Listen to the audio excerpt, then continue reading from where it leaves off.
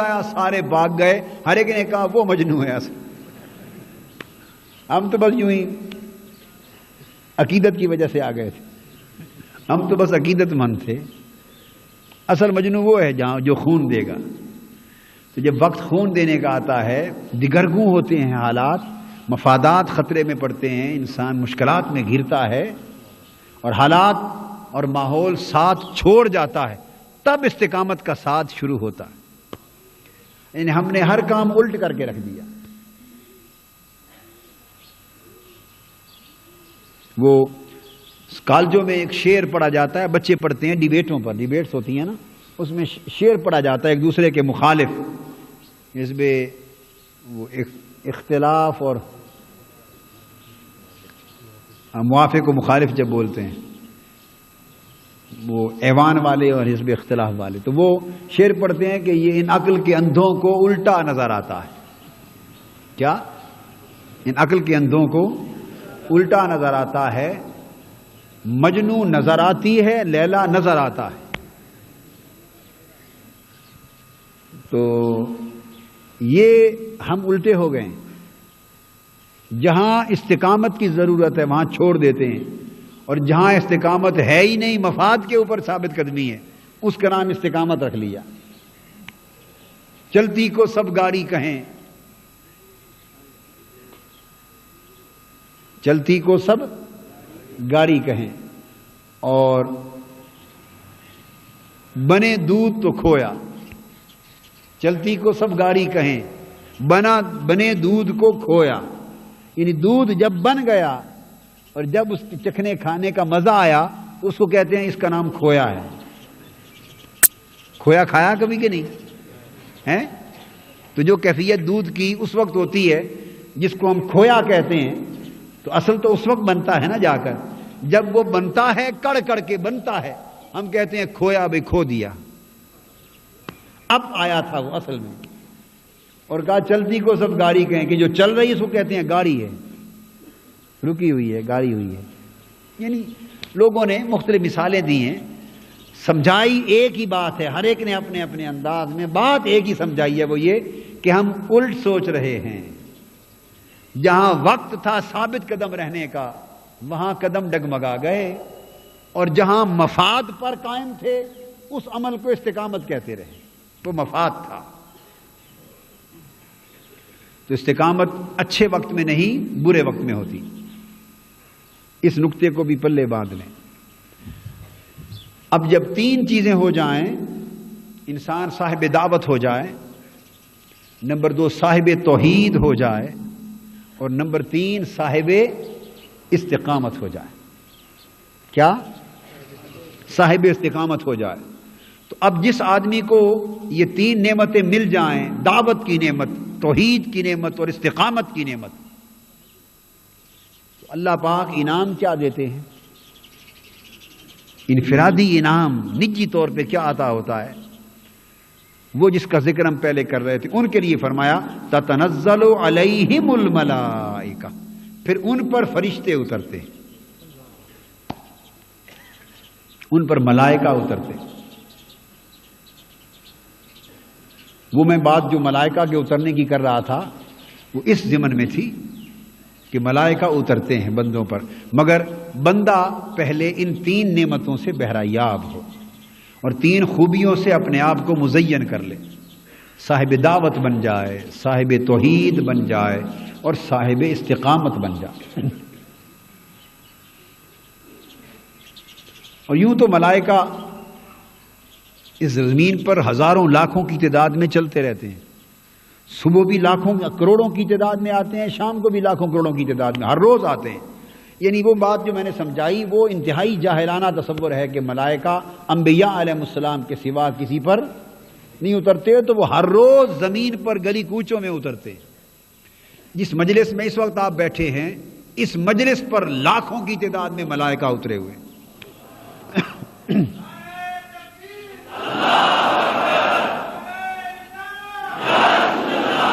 اور جہاں آپ بیٹھے ہیں، جہاں تک یہ ساری مجلس آپ دیکھ نہیں رہے، ارد گرد آپ کے سروں سے لے کر آسمان تک ساری فضا ملائکہ نے اپنے پروں کے ساتھ گھیر رکھی۔ جم کر بیٹھے ہوئے ملائکہ، یہ ساری فضا ملائکہ سے لبریز ہے، پورا ماحول بھرا ہوا، مگر فرق یہ ہے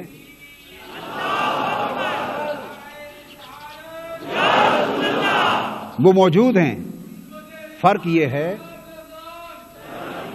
ہے کہ ہم دیکھ نہیں سکتے، ہم دیکھ نہیں سکتے تو پتہ کیسے چلا؟ ہمیں آقا نے خبر دی ہے، صلی اللہ علیہ وسلم، حضور صلی اللہ علیہ وسلم نے خبر دی، امت کو آقا نے خبر دی، فرمایا جس مجلس میں اللہ کا ذکر ہو اس کو ملائکہ اتر کے اپنے پروں میں گھیر لیتے، اور اس مجلس سے لے کر آسمان دنیا تک ساری فضا ملائکہ سے بھر جاتی۔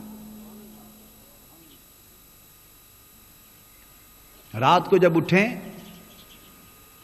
تو ملائکہ پروں کی پھڑپھڑاہٹ کرتے ہوئے، کئی ملائکہ اوپر سے گزرتے جیسے پرندہ گزر رہا ہے، اور کئی کان آواز بھی سنتے ہیں کثرت کے ساتھ۔ تہجد کے عادی لوگ ملائکہ کے پرندوں کی طرح اڑنے کی آوازیں سنتے ہیں،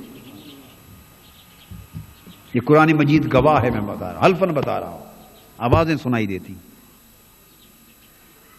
مشکل باتیں نہیں ہیں، ہم اس راہ پر ہی نہیں چلے سرے سے، ہم نے چکھا ہی نہیں ہے، ہم نے چکھا ہی نہیں ہے تو کیا مٹھاس کی خبر؟ اس راہ پر چلنے کی ضرورت ہے۔ تو ملائکہ اترتے ہیں، اور اتر کر نزول ملائکہ ہوتا ہے، اور کہتے ہیں اللہ تخافو، دلوں کو ڈھارس بندھاتے ہیں، اور دل میں یہ خیال القاء کرتے ہیں، گویا ملائکہ کے جن لوگوں پر ملائکہ کا اترنا شروع ہو جائے، اگلی بات سنیں، ان کو ایک الہامی کیفیت نصیب ہو جاتی۔ کیا؟ الہامی کیفیت نصیب ہو جاتی۔ یہ الہامی کیفیتیں بشارات بن جاتی ہیں، یہ خواب کی صورت میں، رویا صادقہ کی صورت میں بھی ہوتی ہیں، اور عالم بیداری میں الہام و القاء کی صورت میں بھی ہوتی ہیں۔ اب اس کی تفصیلات ہیں، وہ تفصیلات میں جانا مقصود نہیں، ہمارا آج کا موضوع نہیں، اتنا اشارہ کافی۔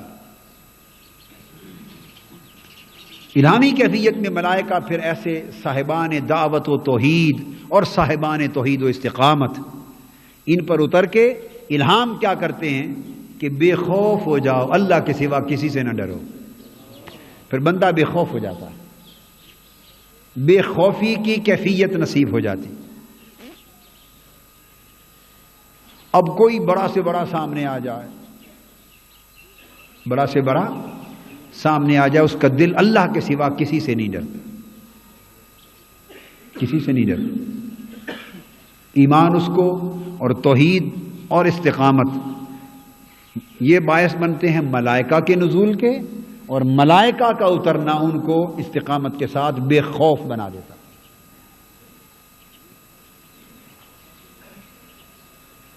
ولا تحزنوا، اور فرماتے ہیں غم بھی چھوڑ دو، تو بے خوفی بھی ہو جاتی ہے اور حوصلہ مندی بھی پیدا ہو جاتی ہے، عدم حزن آ جاتا ہے، رنج ملال اور غم کی کیفیت ختم ہو جاتی ہے، اور انسان کے اندر حوصلہ آ جاتا ہے، ایک ڈرتا نہیں کسی سے، ایک حوصلہ نہیں ہارتا، دو خوبیاں پیدا ہو جاتی۔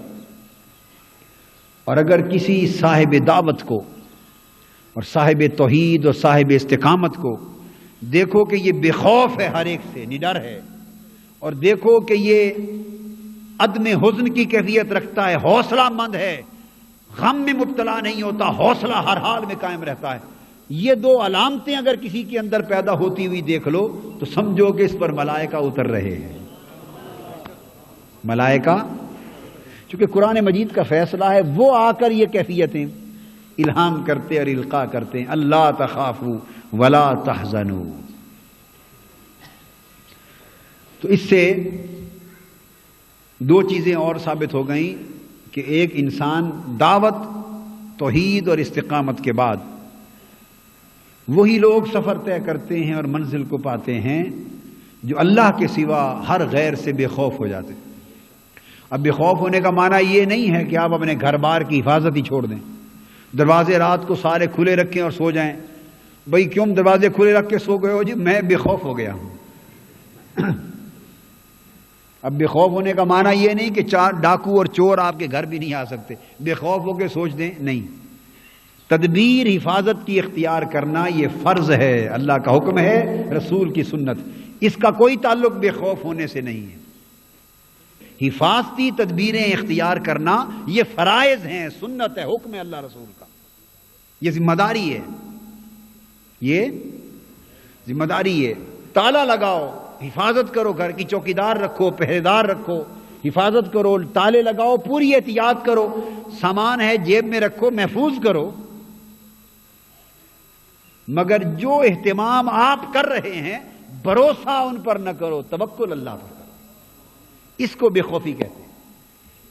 توکل اور بھروسہ ان تدبیروں پر نہ ہو.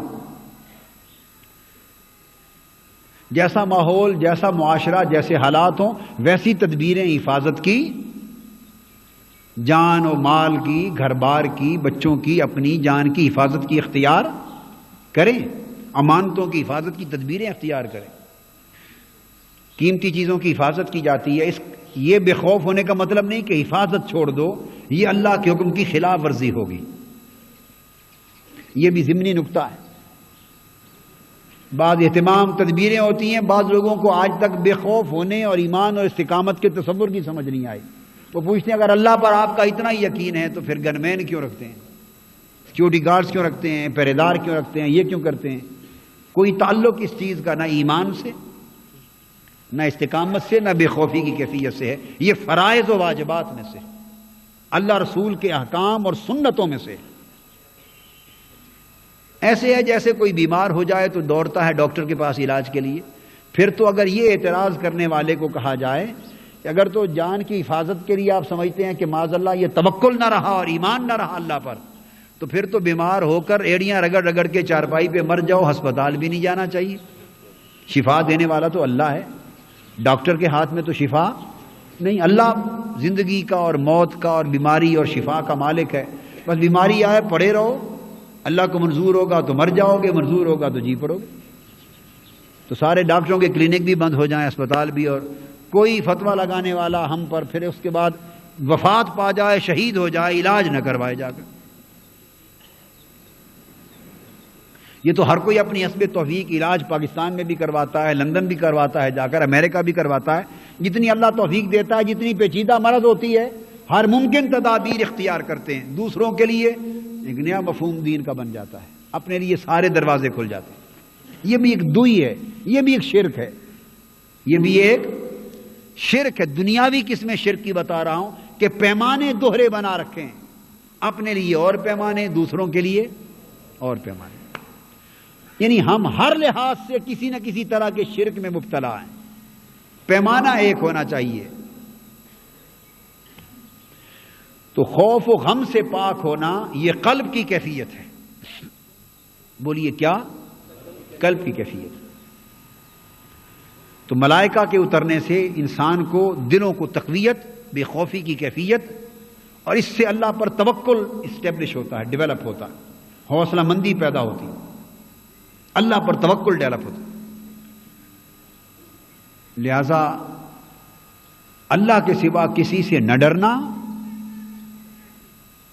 اور کوئی رنج و ملال کو دل میں جگہ نہ دینا اور حوصلہ مند رہنا اور حوصلہ نہ ہارنا،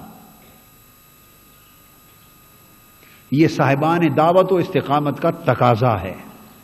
اللہ پاک نے فرمایا انبیاء اور اولیاء کے بارے میں وَقَيِّم مِّن نَبِيٍّ قَاتَلَ مَعَهُ رِبِّيُّونَ كَثِيرٌ فَمَا وَهَنُوا لِمَا أَصَابَهُمْ فِي سَبِيلِ اللَّهِ وَمَا ضَعُفُوا وَمَا اسْتَكَانُوا وَاللَّهُ يُحِبُّ الصَّابِرِينَ.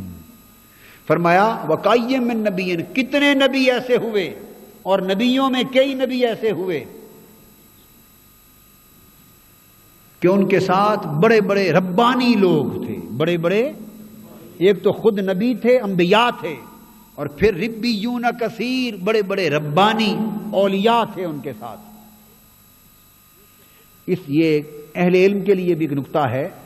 یہاں انبیاء علیہ السلام کے ساتھ روحانی لوگوں کا ایک تصور اور روحانی لوگوں کا ایک پورا طبقہ اولیاء کرام کا وہ پہلی امتوں سے چلا آ رہا ہے. یہ قرآن مجید کی نص سے ثابت ہوتا ہے. لوگ کہتے ہیں یہ روحانیت اور روحانی لوگ اور روحانی لوگوں کا طبقہ اور اولیاء یہ کیا ہوتے ہیں, الگ کیا کوئی طبقہ ہے؟ قرآن مجید اس کو ایک طبقہ کے طور پہ فرما رہا ہے. فرمایا وَكَأَيٍّ مِّن نَبِيٍّ قَاتَلَ مَعَهُ رِبِّيُّونَ كَثِيرٌ. کتنے نبی ایسے ہوئے اور کتنے ولی ایسے ہوئے, کتنے انبیاء ایسے ہوئے اور کتنے کہ ان کے ساتھ بڑے اولیاء تھے, ربانی اولیاء تھے. انہوں نے تلواریں اٹھائیں, اللہ کی راہ میں جہاد کیا, قتال کیا, زخم خوردہ ہوئے, شہید ہوئے, ظاہراً ناکامیاں ہوئی, ناسازگار ماحول کے شکنجوں میں جکڑے گئے, پریشان ہوئے, لٹ گئے, شہید ہو گئے, قتل ہو گئے, سب کچھ ہو گیا. مگر فرمایا نہ انہوں نے اللہ کی راہ میں لٹتے کٹتے مرتے نہ حوصلے ہارے, نہ غم کو دل میں جگہ دی, نہ شکست خوردہ ہوئے اور نہ اپنا سفر سست کیا. اسی طرح سرعت اور جرأت کے ساتھ اور مستعدی اور تیز رفتاری کے ساتھ اللہ پر توکل قائم رکھتے ہوئے اور استقامت کا مرکز و محور بنتے ہوئے منزل کی سمت رواں دما رہے. تو جو لوگ ہر حال میں سوئے منزل رواں دما رہے, فرمایا واللہ یحب الصابرین, اللہ کو ایسے صابروں سے بڑا پیار ہے. اللہ محبت فرماتا ہے ایسے صابروں سے. تو یہ دو چیزوں کی تلقین کرتے ہیں, الہام کرتے ہیں, بے خوف ہو جاؤ, بے غم ہو جاؤ. اور تیسرا وابشروا بالجنہ التی کنتم توعدون, اور یہ بھی القاء کرتے ہیں تمہیں خوشخبری ہو جنت کی جس کا تم سے وعدہ کیا گیا. انہیں جنت کی خوشخبریاں دے دی جاتی. لہم البشریٰ فی الحیات الدنیا مثل حیات الآخرہ, دنیاوی زندگی میں ہی بشارتیں دے دی جاتی, آخرت میں بھی خوشخبریاں دی جاتی, دنیاوی زندگی میں بشارتیں مل جاتی ہیں. ابشروا بالجنہ, ملائکہ دلوں میں آ کے الہام کرتے ہیں مبارک ہو تمہیں, خوشخبری ہو تمہیں, جنت مل گئی, تمہارے لیے جنت لکھ دی گئی, جس کا وعدہ کیا گیا تھا اس جنت کی خوشخبری دیتے. تو یہ جنت کی خوشخبریاں دینا, بشارات, ابشروا, یہ الہامی کیفیات ہیں. یہ کیا ہیں؟ الہامی کیفیات. 6 اصول ہو گئے اور 6 عنصر بیان ہوئے. 7واں نمبر پہ فرمایا اگلی آیت میں نحن اولیاؤکم فی الحیات الدنیا وفی الآخرہ. پھر ایک اور الہام و القاء کرتے ہیں اور وہ کہتے ہیں کہ گھبراؤ نہیں, بے غم اور بے فکر رہو, بے خوف رہو, تمہیں خوشخبری رہے, دنیا میں بھی اور آخرت میں بھی ہمیں تمہارا رفیق بنا دیا گیا ہے. اے رفقائے ادارہ منہاج القرآن, اے رفقائے ادارہ تحریک منہاج القرآن, ملائکہ خوشخبری دیتے ہیں ان کو جو صاحبان دعوت و استقامت. گھبراؤ نہیں, اگر دعوت اور استقامت کی عہد پر تم قائم رہو تو جنت کی خوشخبری ہے اور ہم تمہارے رفیق ہیں. تم قرآن کے مشن کے رفیق بنے, ہم تمہارے رفیق ہو گئے. اگر سچائی اور استقامت کے ساتھ, صدق اور اخلاص کے ساتھ قرآن کے مشن کے رفیق بن کے رہو, دعوت پر قائم رہو, توحید پر قائم رہو, استقامت پر قائم رہو, بے خوف اور بے غم ہو کر اللہ کے توکل کے ساتھ چلو. اگر تمہاری رفاقت سچی رہے تو ملائکہ تمہاری رفاقت میں دے دیے جائیں گے. نحن اولیاؤکم, ہمیں تمہارا دوست بنا دیا گیا, ہم تمہارے دوست ہو گئے. فرشتے کہتے ہیں ہم تمہارے رفیق اور دوست بن گئے, دنیاوی زندگی میں بھی اور آخرت میں بھی. تو جن لوگوں کو فرشتے آ کے خود خوشخبری سنائیں کہ ہم تمہارے دوست ہیں, اب اندازہ کریں اس پیکر خاکی کی عظمت کا عالم کیا ہوگا. مالائے اعلیٰ پہ رہنے والے لوگ جو ہر وقت اللہ کے انوار و تجلیات کی دنیا میں بستے اور سراپا نور کے پیکر ہیں, جن میں کوئی شر, کوئی فتنہ, کوئی بدی, کوئی گناہ نہیں. اور ہر وقت امر الہی کے سامنے تابع رہتے ہیں اور مسخر رہتے ہیں، تو مالا اعلیٰ کے نورانی لوگ ملائکہ اگر نیچے اتر کے خود آ کر تمہارے دلوں کے کانوں میں یہ کہیں گھبراؤ نہیں، اللہ نے ہمیں تمہارا دوست بنا دیا ہے، اس پیکر خاکی کی عظمت کا عالم کیا ہوگا جسے پیکران نوری مالا اعلیٰ سے اتر کے آ کے یہ خوشخبریاں سنائے۔ کیفیت کی بات ہے۔ اب یہ 10 دنوں کے اعتکاف میں یہ سارے عہد کر کے عزم کر کے نکلنا ہے۔ میں اس پہ بار بار زور اس لیے دیتا ہوں، مجھے اپنے اعتکاف کا حال معلوم ہے۔ میرا تو اس طرح کا، آپ لوگوں کا بیٹھنا بھی ہے، میرا بھی بیٹھنا ہے، مگر یہ اتنا فرق ہے جیسے اصحاب کہف غار میں بیٹھے تھے، کتا باہر دروازے پہ بیٹھا تھا، ہمارا تو کتوں جیسا بیٹھنا ہے، بس یوں ہی پاؤں پھیلا کے بیٹھ گئے ہیں اس خیال سے کہ مولا تیرے نیک بندے دور دور سے چل کر کہیں سے دور دراز کے سفر کر کے چل کے تیرے در پہ آئے ہیں، اعتکاف تو آپ کا بیٹھنا ہے، بیٹھے ہیں۔ میں بھی اس لالچ میں ساتھ بیٹھ جاتا ہوں کہ آپ کے ساتھ بیٹھ کے اچھی باتیں آپ کو سنا دوں، شاید ان میں سے چند باتوں پہ آپ عمل کر لیں اور کوئی 2-4 سنور جائیں، اور کچھ سنورے ہوں کی قبول ہو جائے اور بعضوں کا سنورنا قبول ہو جائے، تو اللہ پاک کہے کہ چلو بھئی تھا تو دوزخ کا مستحق، مگر یہ ہر سال ان کے ساتھ بیٹھ جاتا تھا، ان کو نصیحت کرتا تھا اور کئی سنور جاتے تھے، ان کے سنورنے کے صدقے تمہیں بھی معاف کیا، دوزخ سے چھٹکارا دے دیا۔ اس لالچ سے بیٹھ جاتا۔ اس لیے زور دیتا ہوں کہ سنور کے نکلو، اپنا لالچ ہے، اپنے پلے اور کچھ نہیں، لالچ کے سوا کچھ نہیں۔ لالچ ہے کہ اگر آپ سنور گئے تو شاید آپ کے سنورنے کو دیکھ کر اللہ پاک مجھے اور میرے جیسوں کو کئیوں کو معاف فرما دے، دوزخ سے نجات دے دے۔ اعتکاف میں بیٹھنے کا مقصد یہ ہے کہ سنور کے اٹھا جائے، بگڑا ہوا آئے، سنورا ہوا جائے۔ اور اگر آپ اپنے من میں اتر کے سمجھنے کی کوشش کریں اور بات سمجھ میں آ جائے تو یہ تو اعتکاف مسنون ہے، شرعی اعتکاف ہے۔ حق یہ ہے کہ اگر آپ کی بات آپ کی سمجھ میں آ جائے تو اس عظیم مشن سے، ایسے مشن سے جس میں اقامت دین کا کام ہو اور دعوت و استقامت کا کام ہو، اللہ کے دین کے سچے مشن سے منسلک ہو کر اس کے لیے سچا رفیق بن جانا، یہ بھی ایک عمر بھر کا اعتکاف ہے۔ یہ بھی ایک عمر بھر کا اعتکاف ہے کہ چمٹ کر ایک چیز سے لگ جانا، عمر بھر استقامت والا بن جانا۔ جنہیں دائمی عمر بھر کی استقامت نصیب ہو جائے، سمجھیں وہ بھی ایک عمر بھر کے اعتکاف میں ہے، چمٹ گئے ہیں، لگ گئے ہیں ایک بات کے ساتھ۔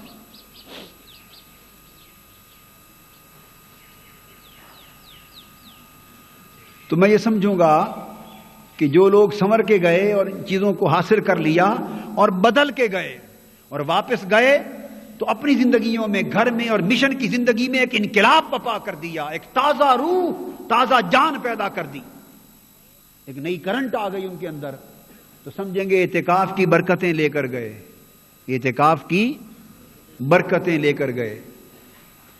اور جو لوگ اتنی محنت کے باوجود بھی گئے اور سنور نہ سکے تو بھائی میں یہی سمجھوں گا کہ میری نحوست لے کر گئے، میری نحوست لے کے گئے۔ ایک بے عمل آدمی کی تبلیغ میں اثر نہیں تھا، بس وہ اثر نہیں لیا انہوں نے، وہ میرے کھاتے میں رہے گا، اس کا بھی ڈر ہے، اس کا بھی شرم ہے۔ تو اس وجہ سے بھی لالچ ہے، اگر تھوڑا زیادہ آپ سارے سنور جائیں تو چلو مجھے تو شرم نہیں آئے گا، میں خوش فہمی میں مبتلا رہوں گا کہ کچھ اعتکاف سے لے کر گئے، نہیں تو میں سمجھ جاؤں گا، میں کہوں گا اپنے آپ کو کہ تیری بات میں اثر ہی یہی تھا، انہیں سنورنا کیا تھا، اثر نہیں تھا، سنورنا کیا تھا۔ تو تب بھی گھوم پہ بات ادھر ہی آئے گی، آپ اپنا حیا کر لیں، میرا حیا کر لیں، اعتکاف کا حیا کر لیں، جس شے کا چاہیں حیا کر لیں۔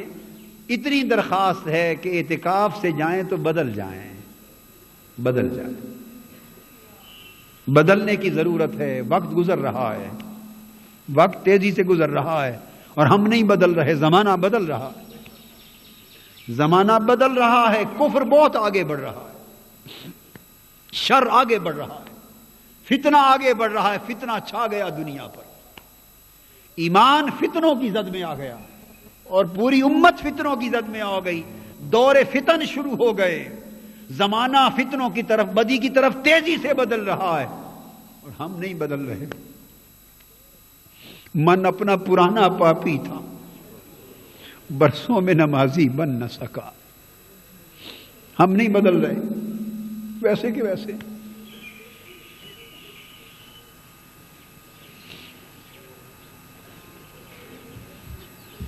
محنت کریں کہ کچھ نہ کچھ ضرور بدل جائیں تاکہ ہمارے یہاں بیٹھنے کی لاج رہ جائے، ہمارے بیٹھنے کی لاج رہ جائے۔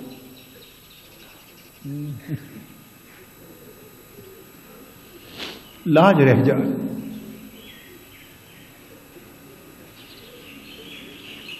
پھر ملائکہ کہتے ہیں کہ اگر تم سچے رفیق بن جاؤ نا اللہ کے، استقامت والے، اللہ کے دوست بن جاؤ، اللہ کے سچے بندے بن جاؤ تو ہم تمہارے دوست ہیں، یہاں بھی وہاں بھی۔ وَلَكُمْ فِيهَا مَا تَشْتَهِي أَنفُسُكُمْ وَلَكُمْ فِيهَا مَا تَدَّعُونَ۔ اور پھر جب جنت تمہیں ملے گی، جو چاہو گے مل جائے گا، بس خواہش کرو گے جس چیز کی وہی سامنے آ جائے گا۔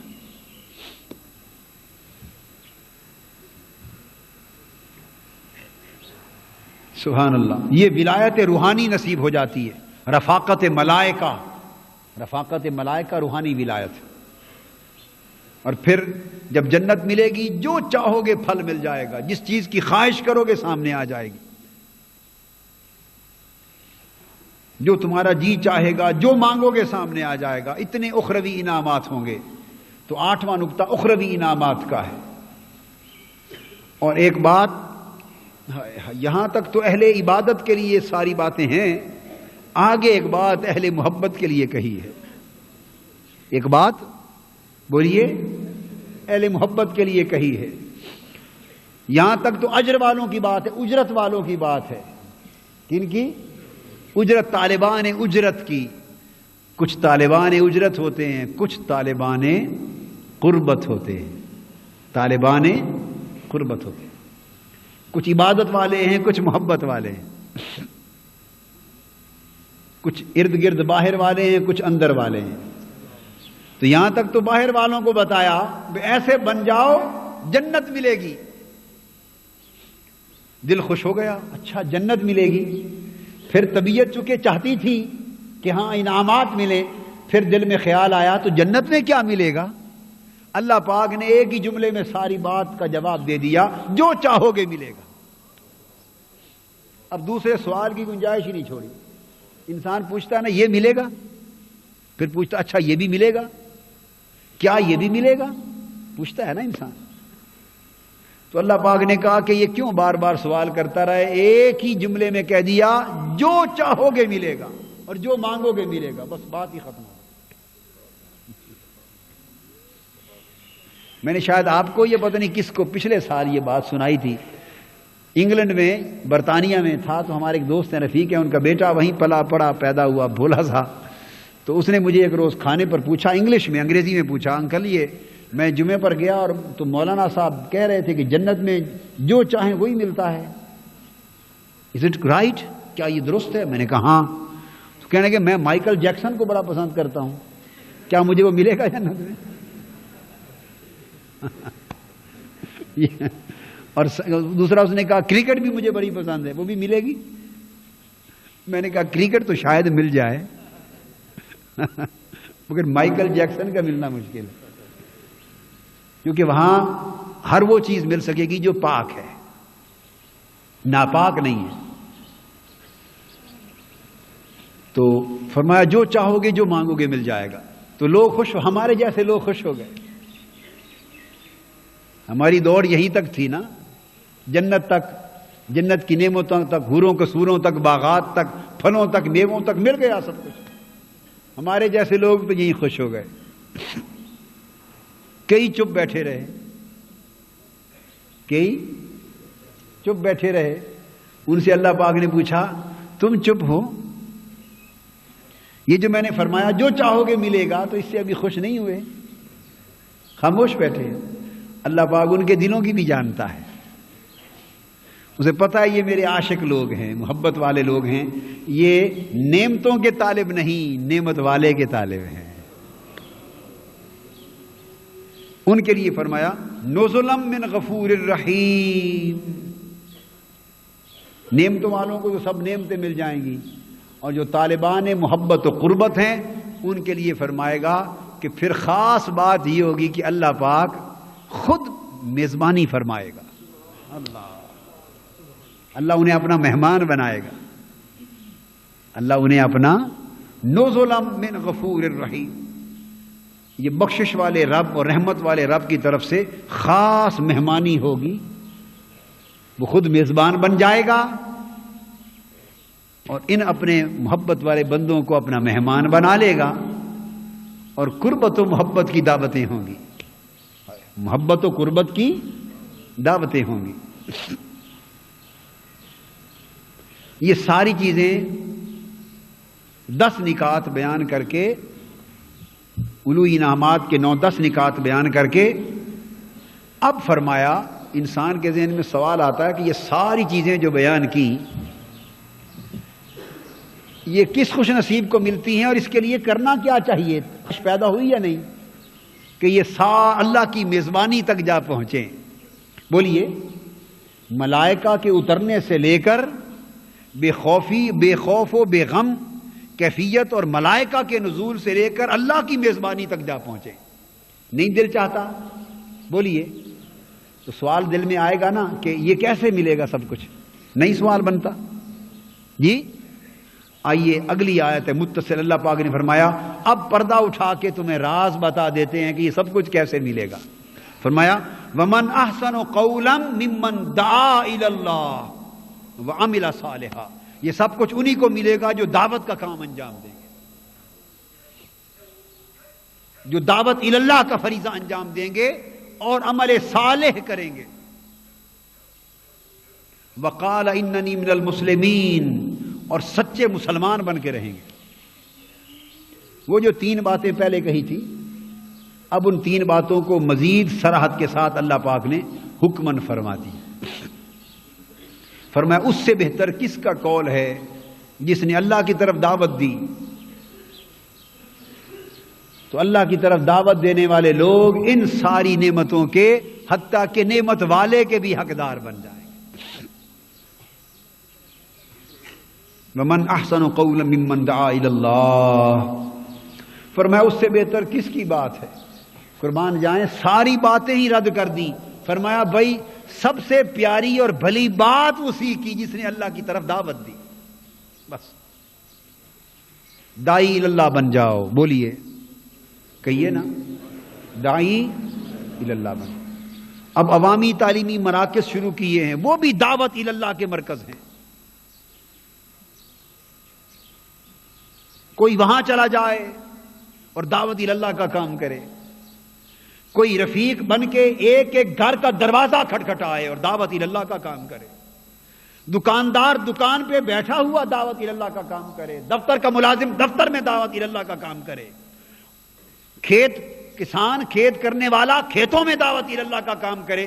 پھر سارے لوگ جب اپنے روزگار اور معاش کے کام سے فارغ ہو جائیں تو تھوڑے وقت کے لیے نکل کھڑے ہوں اللہ کی راہ میں، اور کیا بن جائیں؟ قولا ممن دعا الی اللہ. اللہ کی طرف دعوت دے لوگوں کو. آؤ لوگوں، آپ کے بھلے کی ایک بات بتاتے ہیں، آپ کے بھلے کی بات بتاتے ہیں. بتائیں ہم کدھر جا رہے ہیں؟ غلط جا رہے ہیں. آؤ اللہ کی طرف چلیں. ہائے ہائے کہیں ہم کدھر جا رہے ہیں؟ کیا اچھائی کی طرف جا رہے ہیں؟ اچھائی کی طرف جا رہے ہیں؟ کوئی شخص بھی دنیا میں آپ کو یہ تو کم سے کم نہیں کہے گا کہ ہاں اچھائی کی طرف جا رہے ہیں. ہر کوئی کہے گا تباہی کی طرف جا رہے ہیں، تباہی کی طرف جا رہے ہیں. تو کیا ہمیں تباہی اور بربادی کی طرف بڑھتے رہنا چاہیے یا اچھائی اور بھلائی اور فلاح کی طرف آنا چاہیے؟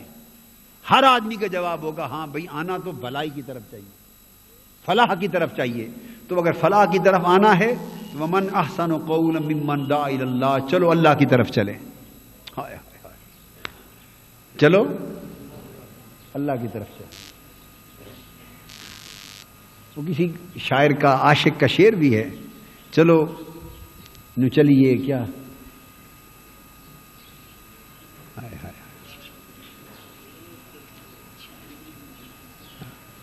چلو اللہ کی طرف چلیں. یہ دعوت دے, ان کے سامنے اپنا پیغام رکھیں, اپنا فکر رکھیں, دعوت رکھیں. مگر یہ ساری باتیں تب مؤثر ہوں گی کہ پچھلی باتوں پر عمل ہو رہا ہوگا. اگر پچھلی باتوں پر عمل نہیں تو اگلی کا اثر بولیے.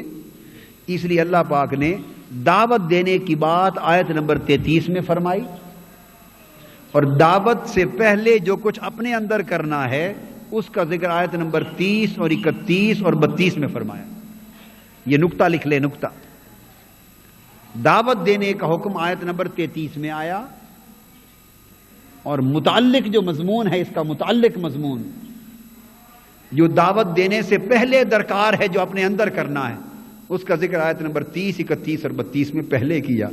مطلب یہ کہ دعوت دینے والوں پہلے اپنے اندر کام کر لو, اور پھر اس کام کے ساتھ دعوت دو, تو دیکھو اس کا مزہ ہی کچھ اور ہوگا. تمہاری بات اللہ کو پسند آ جائے گی,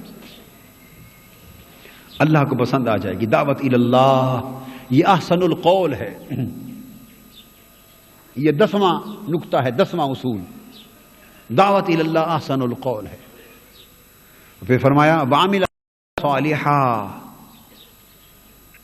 حکم دے دیا کہ دعوت کا کام کرنے والوں اپنی زندگیاں عمل صالح کے ساتھ آراستہ کرو, مزین کرو. یہ بات اچھی نہیں ہے کہ اوروں کو تو بھلائی کی دعوت دی جا رہی ہو اور اپنا بھانڈا خالی کا خالی رہے. وعمل صالحا سے فرمایا عمل کرو, صالح عمل کرو. وقال اننی من المسلمین, اور اللہ کی بندگی اور مسلمانی پر قائم رہو. اس نے کہا کہ میں تو مسلمانوں میں سے ہوں. تو مسلمانی اللہ کی سچی بندگی اور مسلمانی پر قائم رہنا یہ دعوت دینے کے لیے ضروری ہے. اس میں اس امر کی طرف بھی اشارہ ہے کہ امت مسلمہ کے تشخص کو ابھارا جائے. وقال اننی من المسلمین, امت کی فکر کی جائے. وہ کہے کہ میں امت مسلمہ میں سے ہوں. گویا دعوت تب کارگر ہوگی, اور اس کی کارگر ہوگی جو پوری امت کی فکر کرے. ایک فرقے کی نہیں, ایک مسلک کی نہیں, صرف ایک طبقے کی نہیں, بلکہ اولاً آقا کی پوری امت کی فکر کرے. اس امت کا فکر جس پوری امت کا فکر حضور کو تھا صلی اللہ علیہ وآلہ وسلم. آقا علیہ السلام صرف عربوں کا فکر نہیں فرماتے تھے, صرف اہل مدینہ کا فکر نہیں کیا, رشتہ داروں کا نہیں کیا, عربوں کا نہیں کیا, اہل مکہ کا نہیں کیا, صرف اہل عرب کا نہیں کیا, عرب و عجم پوری امت کا, پوری انسانیت کا فکر کیا, پوری انسانیت کا فکر کیا. جنہوں نے پتھر مارے آقا نے ان کا بھی فکر کیا, جنہوں نے وطن سے نکال دیا آقا نے ان کا بھی فکر کیا, جنہوں نے تیر اور نیزے پھینکے آقا نے ان کا بھی فکر کیا. یہ ان کا فکر تھا. جب طائف میں پتھروں کی بارش کی انتہا ہو گئی تھی اور سر انور سے قدمین شریفین تک پورا جسد اقدس لہو لہان تھا, اور جسم تھک گیا تھا, چور چور ہو گیا تھا زخموں سے, دیوار سے ٹیک لگا کے بیٹھے تھے, اٹھ کے چلتے تھے تو جو پاؤں اٹھاتے تھے دونوں طرف ظالم گنڈے انہی پاؤں پر پتھر مارتے تھے, قدموں پہ پتھر مارتے تھے. چلنے کی سکت نہ رہی. آقا علیہ السلام ٹیک لگا کے باغ میں ایک دیوار کے سائے میں بیٹھ گئے. اس وقت فرشتے آ گئے اور فرشتوں نے کہا آقا ظلم کی انتہا ہو گئی, ہمارے صبر کا پیمانہ لبریز ہو گیا, اللہ پاک نے بھیجا ہے, اللہ نے بھیجا. فرمایا جا میرے محبوب سے پوچھو اگر چاہو تو اس بستی کو آدھے آسمان تک اٹھا کے پلٹ کر قیامت تک کے لیے تباہ و برباد کر دیا جائے, کہ اس خطہ ارضی پر کوئی متنفس کبھی زندہ نہ رہ سکے. اور اگر چاہیں تو پہاڑوں کے اندر اس بستی کو پیس کر ختم کر دیا جائے کہ کوئی جاندار زندہ باقی نہ بچے, ان کو تباہ و برباد کر دیں. کہا تھا نا. اب جنہوں نے لہو لہان کر دیا تھا آقا کو ان کی بھی فکر تھی. حضور علیہ السلام نے جواب میں معلوم ہے کیا فرمایا؟ فرمایا ٹھیک ہے آج یہ مجھے نہیں پہچان رہے. فرمایا انما بعثت رحمتا ولم ابعث لعانا، میں رحمت بنا کر مبعوث کیا گیا ہوں، لوگوں کو رحمت سے محروم کرنے والا بنا کر نہیں بھیجا گیا، دھتکارنے والا نہیں بنا کے بھیجا گیا، تباہ کرنے والا نہیں، رحمت سے بچانے والا بنایا گیا ہوں. فرمایا فرشتوں تمہارے صبر کا پیمانہ لبریز ہوا ہے، میرے صبر کا پیمانہ تو ابھی لبریز نہیں ہوا. فرمایا یہ جو مجھے پتھر مار رہے ہیں انہوں نے مجھے پہچانا نہیں ہے. ہائے ہائے ہائے، اگر مجھے پہچان لیتے تو پتھر نہ مارتے. فرمایا میں یوں سوچتا ہوں کہ چلو کیا ہوا، اگر انہوں نے نہیں پہچانا تو یہ زندہ رہیں، ان کی اولادیں پہچان لیں گی، وہ ایمان پر آ جائیں گے اور پہچان لیں گے. چلو یہ اگر راہ راست پر نہ آئے تو ان کی اولادیں ہی ایمان اور راہ راست پر آ جائے گی، ان کی اگلی نسلوں کی فکر کر لی. اتنی فکر تھی آقا کی وسیع، اتنی وسیع فکر. فرمایا وقال اننی من المسلمین، دعوت اور عمل صالح کے ساتھ فکر اور سوچ اور محبت اتنا وسیع ہو کہ آقا کی پوری امت کا فکر کیا جائے. ہم اپنے مدرسے سے آگے کسی کا فکر کرنے کے لیے تیار نہیں ہیں، اپنی جماعت سے آگے کسی کا فکر کرنے کو تیار نہیں، اپنے خاندان سے آگے کسی کا فکر کرنے کو تیار نہیں، حتیٰ کہ اپنے پیٹ سے ہٹ کر کسی کا فکر کرنے کو تیار نہیں. پیٹ ہی کل کائنات ہے، اپنے مفاد کے سوا کوئی فکر نہیں. اور ہم نے کسی نے بہت بڑا تیر مارا تو بس اپنے مکتب فکر اور مسلک کے سوا کوئی فکر نہیں، باقی آقا کی پوری امت کا کوئی فکر نہیں. آقا پتھر مارنے والوں کی نسلوں کا بھی فکر فرما رہے ہیں، ان کی نسلوں کا بھی فکر ہے. امت کا فکر جاتا رہا. منہاج القرآن کے رفقا داعی بنے اور پوری امت کے فکر کو اپنے دل میں جگہ دیں، پوری امت کے بارے میں فکر مند ہوں کہ امت پر کیا بیت رہا ہے، عالم اسلام کے ساتھ کیا ہو رہا ہے، اسلام کے ساتھ کیا ہو رہا ہے. اس فکر کے ساتھ بڑھیں. یہ آپ کی دعوت کا ستون ہے، دعوت کا ستون ہے. پھر فرمایا پھر اس فکر کے ساتھ ایک حسن کردار بھی چاہیے. کیا بولیے؟ حسن. ولا تستوی الحسنۃ ولا السیئۃ. فرمایا میرے حبیب صلی اللہ علیہ وسلم بلائی اور برائی برابر نہیں ہو سکتی، بلائی اور برائی برابر نہیں ہو سکتی. ادفع باللتی ہی احسن، اگر کوئی آپ کے ساتھ برائی کرے آپ جواب میں بھلائی کیا کریں اور اپنی بھلائی سے اس کی برائی کو دفع کر دیا کریں. اپنی بھلائی سے اس کی برائی کو دفع کیا کرے. یہ حسن کردار ہے، یہ حسن کردار. اتنا حوصلہ اور ظرف چاہیے، اتنا حوصلہ اور اپنا ایک مستقل کردار چاہیے. ہم ہر وقت دوسروں کے کیڑے نکالنے اور عیب تلاش کرنے اور کمزوریوں کا پتہ لگانے اور اسے بدنام کرنے میں لگے رہتے ہیں. ہم ہر وقت برائی میں لگے رہتے ہیں، دوسرے کی برائی میں رہ کر اپنی برائی کماتے رہتے، دوسرے کی برائی کا سوچتے سوچتے اپنی برائی کماتے رہتے ہیں. فرمایا ادفع باللتی ہی احسن، فرمایا تم دوسروں کی برائیوں کے پیچھے نہ پڑو، اپنی بھلائی کرو، اپنی بھلائی کرو. تمہاری بھلائیاں اگر طاقتور ہوں گی وہ دوسرے کی برائیوں کو خود بخود مٹا دیں گی. دفع کر دو ان کی برائیوں کو اپنی بھلائی کے ساتھ. اور ایک مفہوم اس کا دیسی طریقے کا آپ کو سمجھانے کے لیے کہہ رہا ہوں، سمجھانے کے لیے دیسی طریقے کا، وہ بھی اس پر صادق آ رہا ہے. وہ یوں سمجھیں ادفع باللتی ہی احسن، ایک عام فہم انداز میں دیسی طریقے سے بات سمجھا رہا ہوں. جیسے ہم بولتے ہیں اللہ پاک نے یوں کہ یہ گویا ہمیں یہ بات سمجھائی ہے ادفع باللتی ہی احسن، اس کی برائی کو دفع کر دو، بس تم بھلائی کرتے جاؤ. اس کی برائیوں کو دفع کر دو، مت پرواہ کرو اس کی برائی کی، اپنی بھلائی کرتے جاؤ. بس اس سے خود بخود ان کی برائی کا اثر مٹ جائے گا.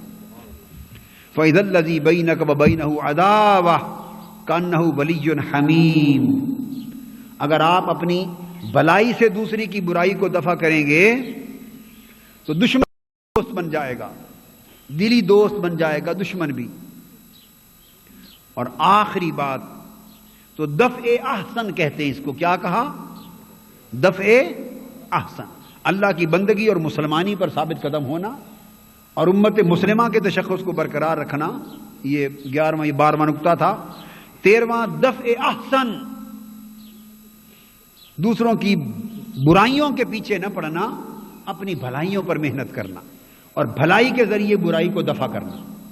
دفع احسن یہ حسن کردار ہے. اہل دعوت کا ایک کردار ہونا چاہیے حسین. اس کے بعد 14واں نقطہ اور 15واں آخری آیت نمبر 35 میں فرمایا یہ سارا کچھ جو ہم نے بیان کیا یہ ملتا ہے. یہ ملتا، اللہ پاک فرما رہے ملتا ہے. یہ بات نہیں کہ نہیں ملتا، ملتا ہے، مگر وما یلقاها الا الذین صبروا، اس کے لیے صبر کرنا پڑتا ہے. صبر سے ملتا. ہم بے صبر ہو جاتے ہیں، ہم بے صبر ہو جاتے ہیں. نہیں ملا وقت کے اندر بے صبر ہو گئے، حسب خواہش نہیں ملا بے صبر ہو گئے.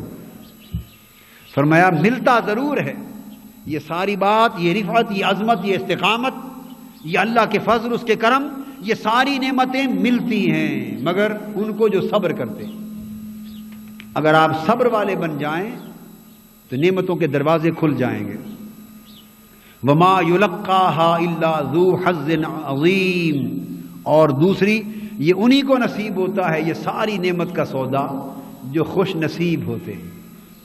یہ 15واں اصول. 14واں فرمایا جو صبر کرتے ہیں انہیں یہ عظمت اور نعمت ملتی ہے. اور 15واں کچھ لوگ وہ ہوتے ہیں حظ عظیم والے، خوش نصیب، کہ جن کے حصے میں ہی اللہ لکھ دیتا ہے ان کو نصیب ہو جاتا ہے.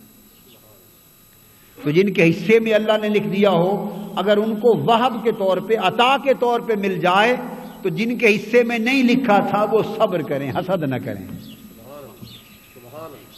وما یلقاها الا الذین صبروا وما یلقاها الا ذو حظ عظیم. بعضوں کے تو حصے میں لکھ دیا ہے خوش نصیب ہیں، ان کو وہب الہی کے طور پہ مل جائے گا، اللہ کی عطا، دین اور وہب خالص کے طور پہ مل جائے گا. اللہ ان کی جھولی میں ان کا حصہ بنا کے ڈال دے گا.